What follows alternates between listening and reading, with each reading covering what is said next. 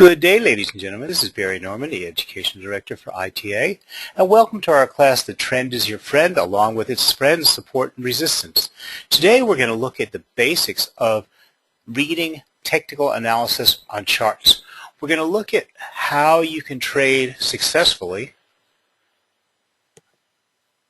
and incorporate into your trading a bit of technical analysis.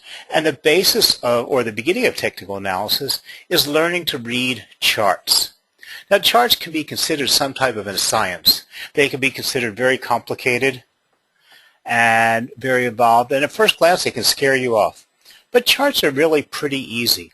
And there's only some basics. If you want to go off into oscillators and indicators and all the involved complexities, that's fine. For binary options, you simply need to understand the trends, where price is moving, how to see price in different time frames, and then what the support and resistance are around the current price. Now, there are many different types of charts. We have bar charts, we have line charts, and we have the very famous, very talked about candlestick charts. Now, candlesticks are very, very popular. They've grown in popularity. They've been around since the 1800s, but they've grown in popularity in the last few years, actually since computer trading came around, because people like to see the pretty pictures of candles. And since you're not drawing them by hand and the computers automatically put them on there, they're quite easy to use. When I first started trading, you had to actually draw these candles on. You had to put the open, high, low, and close in each little time frame, and then draw your candles in. It was very time-consuming. But the thing about Japanese candlesticks is they are a part of the trading system. Okay, just seeing the chart with Japanese candlesticks doesn't tell you anything, and you have to spend a great deal of time learning the interpretation and how to apply these. Okay, where a basic chart like a line chart is simply an information provider. And you can see clear-cut information without it being part of a system. Okay, and then a bar chart is a variation, or the candlestick is actually a variation of a bar chart. A bar chart shows you the open, the high, the low, and the close of that price movement in the time frame in which you are looking at. So we have line charts, bar charts, and candlestick charts. So what we're looking at as soon as the screen catches up with you is called a line chart. For some reason, the internet is being very slow today. Okay, a line chart is a series of data points which are connected together on a line, and you're actually seeing the real, exact movement of price. What happens is, if you're looking at a 5-minute chart, then you have a dot for the price in every 5 minutes. If you're looking at a 1-minute chart, you have a price in every 1 minute. If you're looking at a 30-minute chart, you have a dot every 30 minutes for what that price is, and then that price, that dot is connected by a line, and that gives you the true movement of the price. Okay, with no technical analysis, no strategies, no anything, you can just see a clear-cut movement of price. From that, we can go on and apply what's called a moving average, which then smooths out the price. So you can actually see what the actual real price is without the bumps up and down. Okay, but then a bar chart shows you the same exact thing, but it gets a little bit more complex on the eye. The bar chart puts the open, the high, the lowest, the low, and the close on a single bar. Let me see if I can show you this a little bit better. I have a drawing for you in a second. But what we can see here, see, this line is the high and the low. This is the highest that asset traded in that time frame, and the lowest. And then we have a little dash to the left, and that is the open, and then we have a dash to the right, and that is to close. So in this little bar, you are seeing a whole entire history of the price movement in that 5-minute time frame. So it's giving you a lot of information in a very small little line. So depending on how complex you want to get, you can use the OHLC, the line chart, the bar chart, or you can use a little line chart. I trade mostly, or I use mostly line charts, okay, because I just want to see how price is moving. And unless you're really ready to master charts, you only need to see the basics. So here we have, okay, you see a diagram of how the bar chart works. You have the high, the low, the open to the left, and then the close. Okay? Now, this is a bullish symbol. If we have on the right, we have the high and the low, which is the same, and we have an open up higher and a close down lower. That's a bearish. This means that the price dipped in that time frame from the open to the close. On the opposite side, we have a bullish signal because it climbed from the open to the close. And after a while, your eyes get used to seeing this on the charts. Now, candlesticks have the same characteristics of bar charts. They provide the open, the high, the low, and close within one bar. But their main difference is the ease of interpretation. Okay, we can easily interpret bullish or bearish patterns from the colors of their bodies. Because what we do is we color in a different color if it's a bearish or a bullish signal. So in other words, if the open is higher than the close, you color in one color. If the close is higher than the open, you color it the opposite color. But again, you have to get involved in Japanese candlesticks charting techniques. Okay, this becomes a whole story, and you can spend years mastering this. But the fact is that candlesticks have no really great assistance for you in binary options.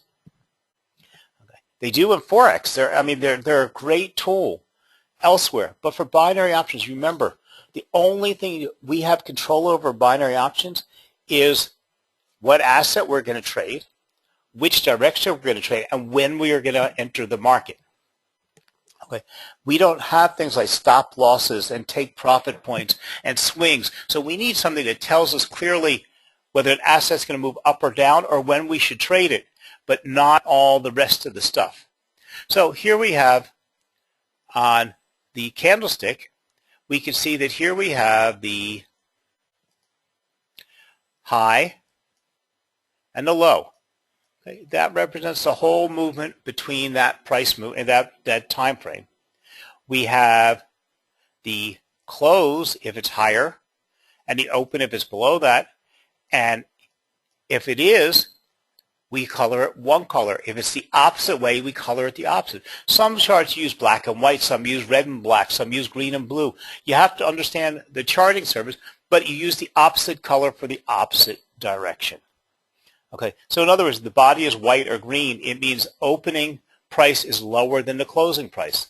And it's just the reverse. On the other hand, if the body is black or red, it means the opening price is higher than the closing price. So that means it opened higher and it closed lower. So that means it's bearish. It fell down in that time frame.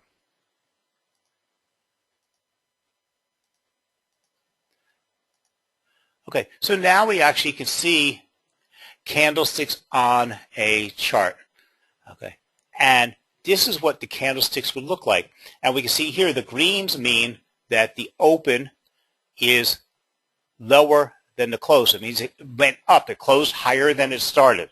If it's in red, it closed lower than it started. So red is bearish, green is bullish. Now, you could look at this as a trader without any background, and it doesn't really tell you much of anything. Okay? That's why I'm saying you have to learn how to read these. Now, you can also see that when I put the moving average line on the chart, the Japanese candlesticks have very little to do with the actual real price based on the average. Okay? So you have to understand how to use Japanese candlesticks. And the reason I'm pointing this out is a lot of people ask about Japanese candlesticks, and they think they can learn and master these in no time flat, and they can read a couple rules and start trading from them. And unfortunately, it's not. I've been, studying them for many, many years. I don't trade with them, but I've been studying them, and I don't even completely understand them yet. Okay. Now, when using charts to make trading decisions, you can choose between different time spans when it comes to your charts. Now, the smaller time frames, such as 5 minutes and 15 minutes, are best suited for day traders looking to scalp for a few pips, or for binary options traders, because we need to match the chart movement with the expiry or the range in which we are trading. So in binary options, we are making most of our trades vary from 60-second to a 30-minute trade, with the average trade in binary options is the next expiry, which is about 15 minutes. So you should be looking at a 15-minute chart. Okay.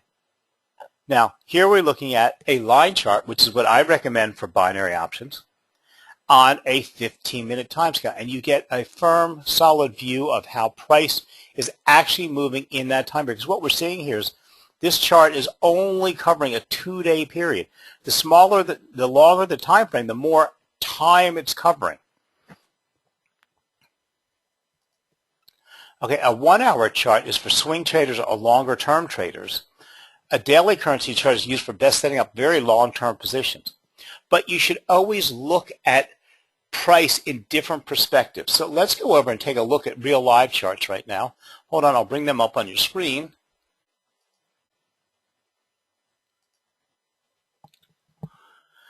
Okay, now yesterday, as you know, we had a little erratic day because of the U.S. non-farms payroll report, which was absolutely phenomenal and sent the dollar skyrocketing. I mean, the euro fell, so you can see the euro falling on this chart and then staying sideways, and it's continuing trending down today because German factory orders were way below expectations. But if you're looking in a 15-minute time frame, we would actually say that right now, if we were to put a trend line on here,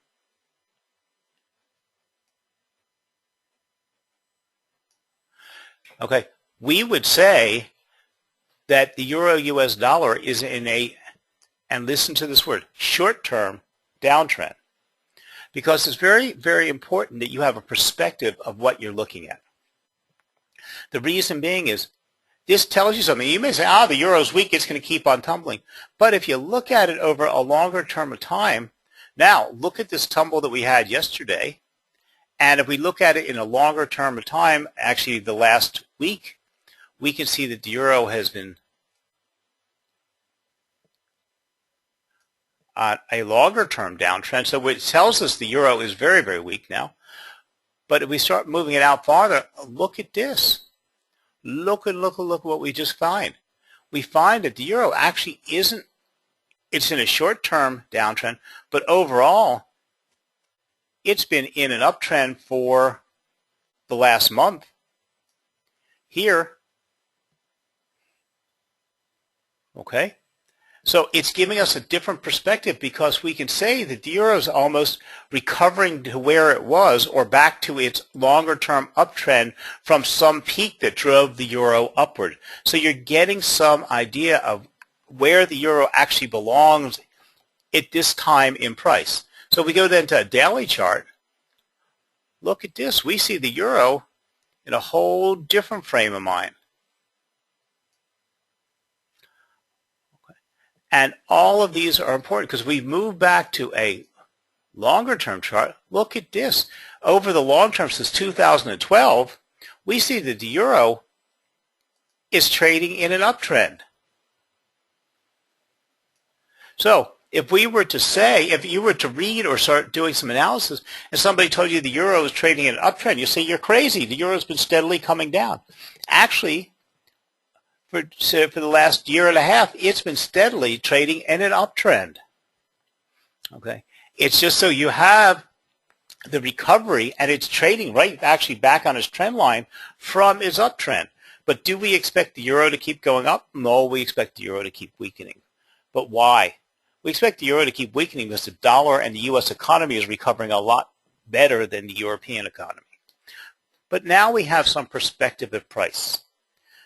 So once we get this perspective, we need to do another thing. We need to have some help deciding whether that asset at this time is got support at its price or below. Now, when we draw the trend lines on here, we're establishing something. We can establish, actually let me get rid of these and we'll draw some fresh ones on here. Okay, we'll actually leave this one because the euro is trading right now on a short-term downtrend. And for binary options, that's what we're mostly concerned about. Okay, now we have to see where there's support or resistance. Now, support and resistance are the floors above and below the current price that will support that price or resist that price. And this will help us together with the trend line decide where the euro is going and if we expect the euro to go up or down or the particular asset we're looking at.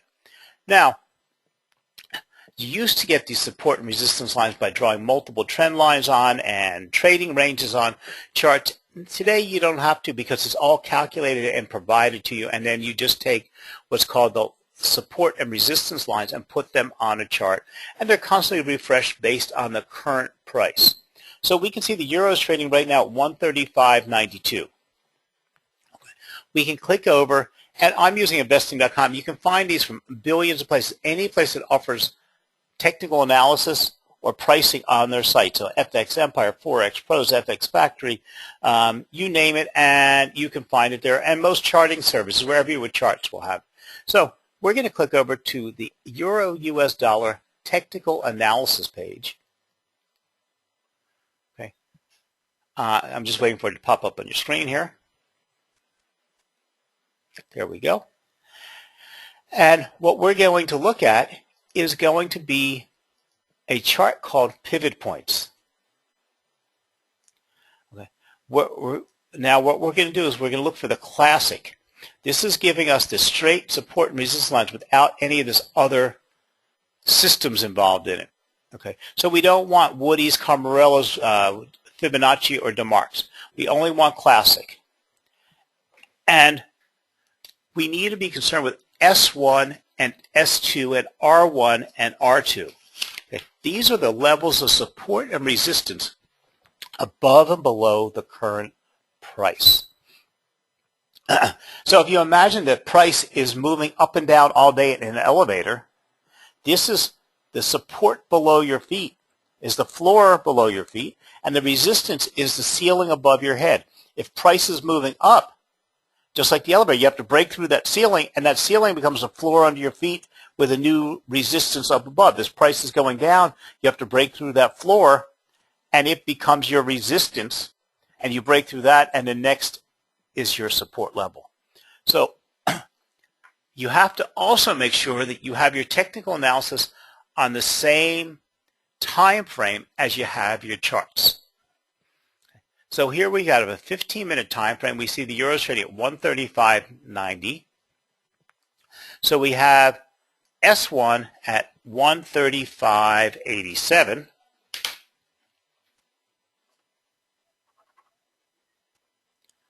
I'm just writing these down, and we have S2 at 135.85. So that's pretty close. And we have R1, which is resistance, at 135.90, which is right where it's trading right now, and then 135.91. Now, we have this because we have very, very low volume today. Okay, so it's a very difficult day to teach you this, because what's happening is the support and resistance are based on trading, movement, and volume. And because the U.S. markets are closed today before the 4th of July holiday, we have a huge amount of people out of the markets, plus the U.S. dollar is not trading. The stock markets are closed today. So you have very, very little activity. So this affects your R1 and your S1. So you have to be aware of this at all times, because what you're also going to find is you're going to have less volatility in the markets. So sometimes, especially for binary options, it's harder to trade because you're trading very tiny little pip zones. And then when you're trading between 1 and 2 pips, which are 1,000 point, you're almost at the point of guessing, because it's just a matter of where it's going to ping up and down in that few minutes of time. So you're always better off trading when there's market volatility. So let's go over and put these on the chart now. Let's go back to our chart. I'm going to get all these markings off of here for us. Okay. So what we have to do is we have to put a line on this chart, and we want to put our support line at 135.87.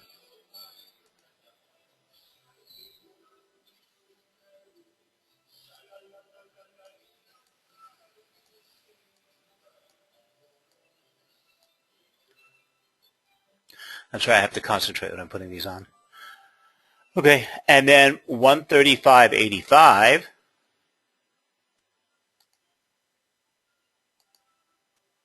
Okay, and then 135.90.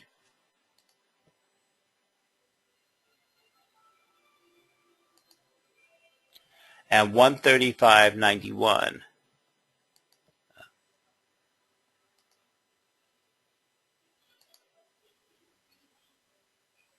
Okay, so they're very, very, very tight in here. But what we've done is we've actually now built a trading range that we can expect the euro US dollar to trade in. So let's go put a better trend line in here.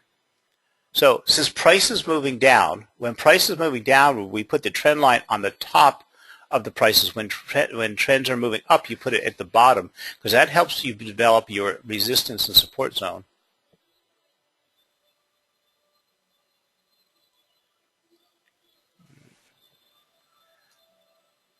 Okay, we have one top, two tops, and at price right now.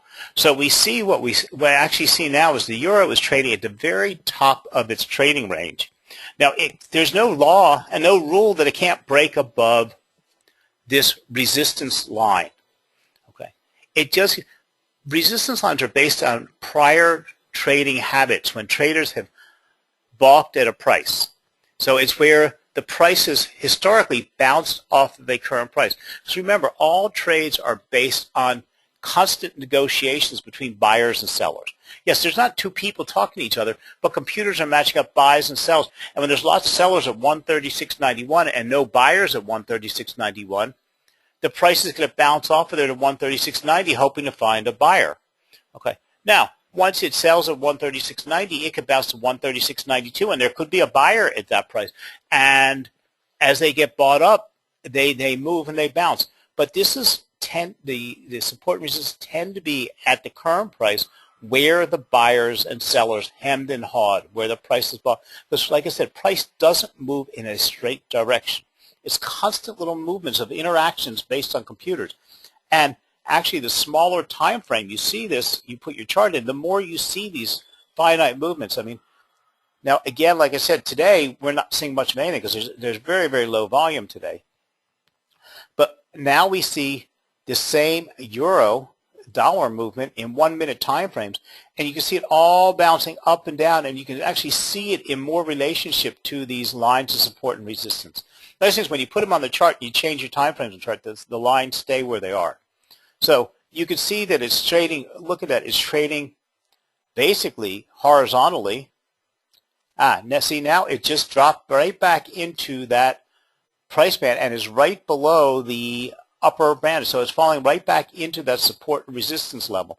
And you can see how the prices continually bounce up to this upper 136.91 and bounce off and bounce down, bounce off, bounce down, bounce. And it gives you some understanding of how price is moving in that territory. Okay, so let's put on, now what happens, you do lose some of your trend lines, especially when you go to the very short little time zones. So let's see if we can actually establish a trend line in a 1 minute time frame.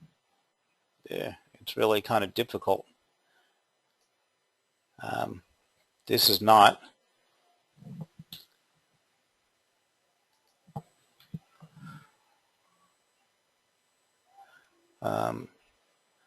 They're really, it's an overall downtrend, but in a 1 minute, actually.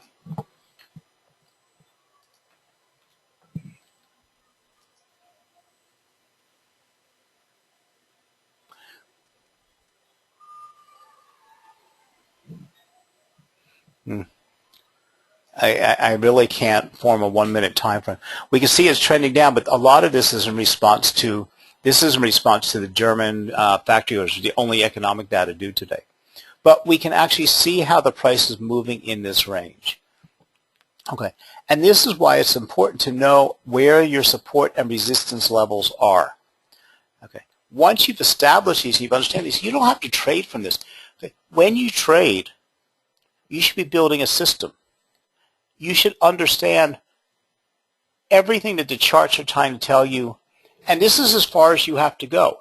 You have some perspective, and you understand what is going on out here.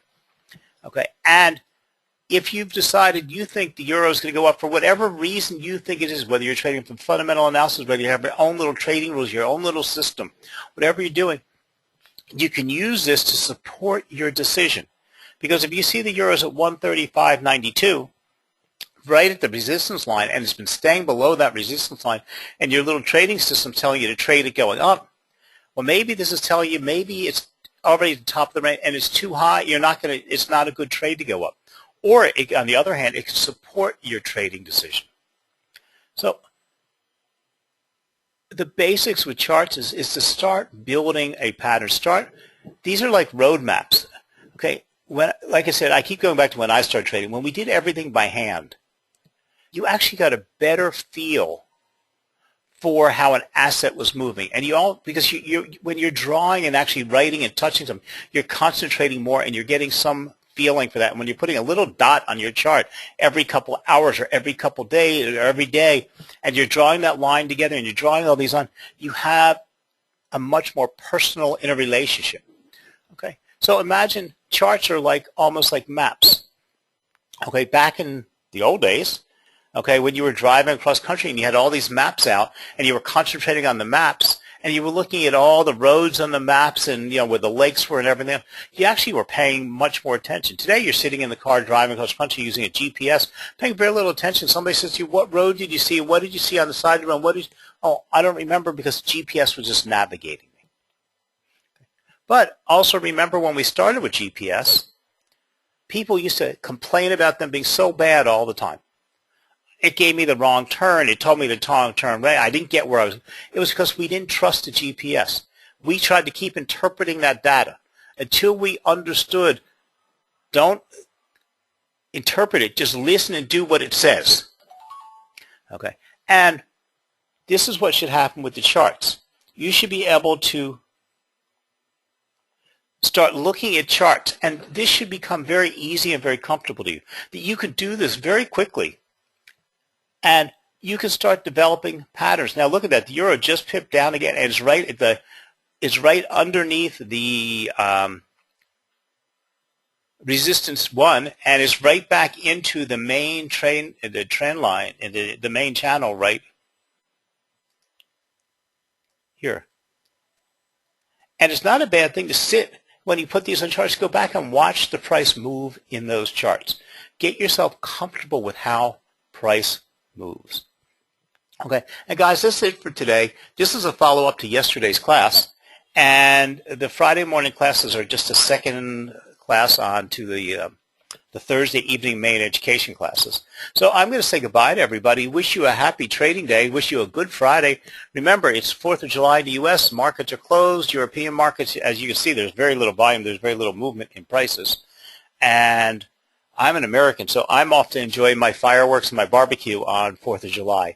So you have a great day, and I'll talk to you all during the week. If any of you were with us with the non-farms payroll report yesterday, that was a great report. It was one of the most exciting trading days I've seen in a long time. I hope some of you traded successfully. I know a lot of guys did quite well yesterday.